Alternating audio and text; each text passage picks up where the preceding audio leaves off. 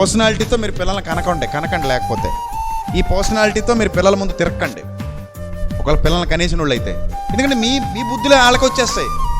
అనవసరమైన వాటి గురించి చింతిస్తుంటారు, అనవసరమైన గారు ఏడుస్తుంటారు. ఒక పెన్సిల్ ముల్లిరిపోయిందని అలా కూర్చున్నాడట. ఏమైందని? పెన్సిల్ ముల్లిరిపోయిందని అలా దిగులుగా కూర్చుని ఏడుస్తుంటే, ఎరా నాయన ఏమైందని? పెన్సిల్ ముల్లిరిపోయింది. ఒరే నాయన ప్రపంచం ఇరిగిపోయినంత బాధపడిపోతున్నావు ఇంద్రా నాయన, మళ్ళీ తీసుకుని చెక్కుంటే కొత్త ముళ్ళు వస్తుందరా లోపల నుంచి బయటికి.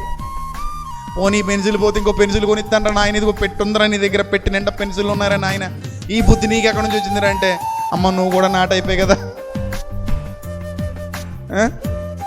మన ఇద్దరం దొందేనా అమ్మ, దొందే అంటాడనమాట. సో కాబట్టి వద్దు, మన దరిద్రాలు మన పిల్లలకు నేర్పించొద్దు.